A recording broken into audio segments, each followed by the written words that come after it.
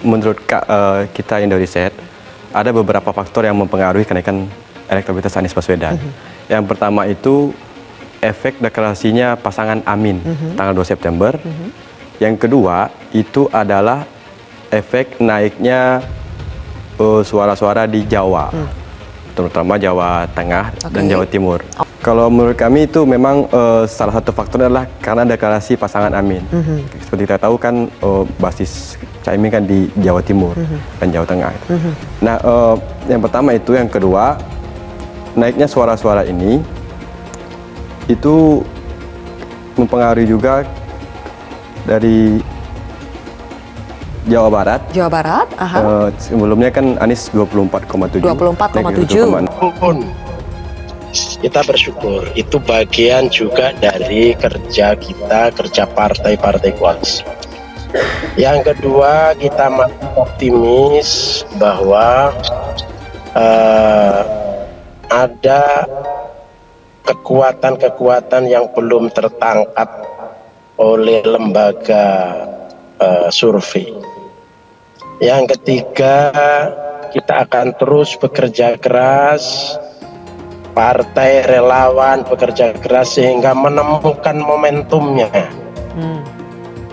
saat yang tepat, sehingga kemudian Mas Anies yang sekarang posisinya nomor 3 terus itu nanti seperti di Jakarta ikut putaran kedua, kemudian kita setelah itu memenangkan pertarungan.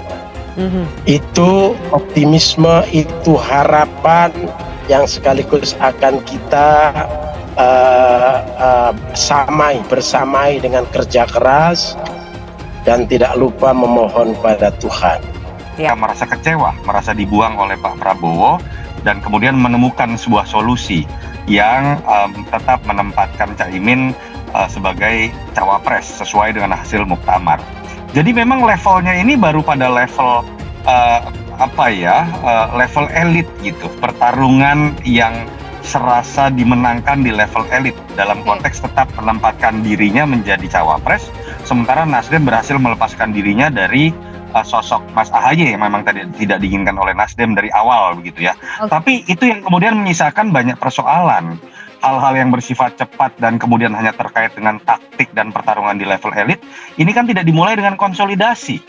Masih banyak rakyat yang ada di bawah, terutama di Jawa Tengah, Jawa Barat, Jawa Timur, itu belum memperoleh informasi yang sesungguhnya tentang figur Mas Anies.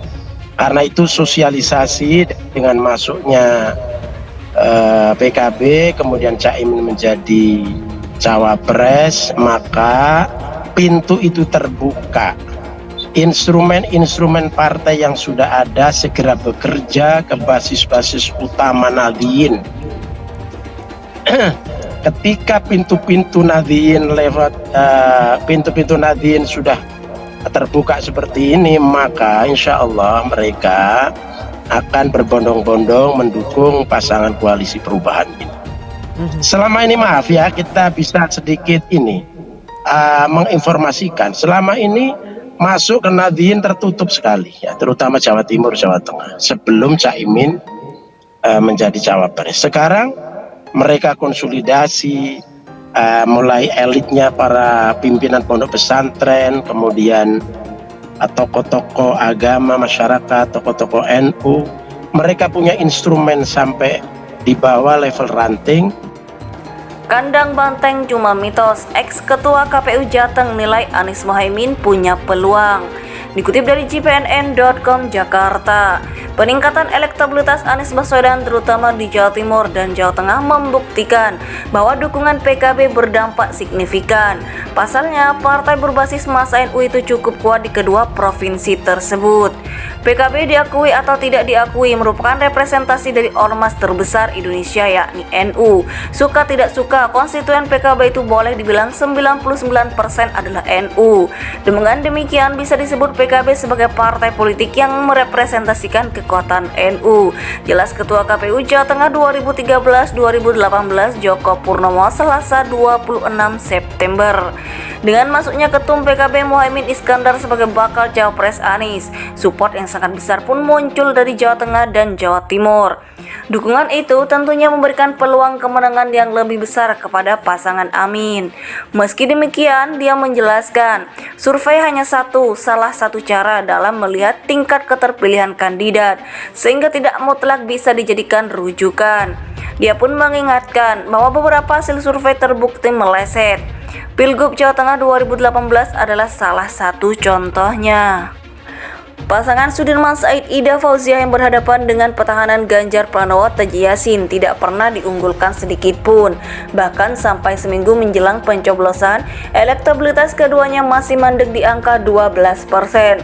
Tapi hasilnya Sudirman Ida memperoleh 41,2% suara, hampir 3,5 kali lipat. Itu salah satu contoh kenapa survei itu sebagai salah satu saja alat untuk melihat elektabilitas, paparnya.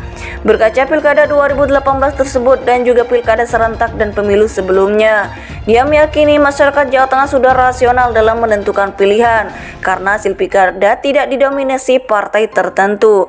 Itu tampak di masing-masing daerah itu tidak didominasi partai tertentu. Meskipun beberapa daerah didominasi partai tertentu, di situ saya melihat rasionalitas masyarakat cukup baik di Jawa Tengah, imbuhnya. Dia pun juga menepis anggapan bahwa Jawa Tengah merupakan basis Partai Demokrasi Indonesia Perjuangan PDIP. Bahkan menurutnya provinsi tersebut tidak layak disebut sebagai kandang banteng. Peningkatan elektabilitas Anies Baswedan terutama di Jawa Timur dan Jawa Tengah membuktikan bahwa dukungan PKB berdampak signifikan. Pasalnya, partai berbasis massa NU itu cukup kuat di kedua provinsi tersebut. PKB diakui atau tidak diakui merupakan representasi dari ormas terbesar Indonesia yakni NU. Suka tidak suka, konstituen PKB itu boleh dibilang 99% adalah NU. Dengan demikian bisa disebut PKB sebagai partai politik yang merepresentasikan kekuatan NU. Jelas Ketua KPU Jawa Tengah 2013-2018 Joko Purnomo Selasa 26 September. Dengan masuknya Ketum PKB Muhaimin Iskandar sebagai bakal cawapres Anies, support yang sangat besar pun muncul dari Jawa Tengah dan Jawa Timur. Dukungan itu tentunya memberikan peluang kemenangan yang lebih besar kepada pasangan Amin. Meski demikian, dia menjelaskan, survei hanya salah satu cara dalam melihat tingkat keterpilihan kandidat, sehingga tidak mutlak bisa dijadikan rujukan. Dia pun mengingatkan bahwa beberapa hasil survei terbukti meleset. Pilgub Jawa Tengah 2018 adalah salah satu contohnya.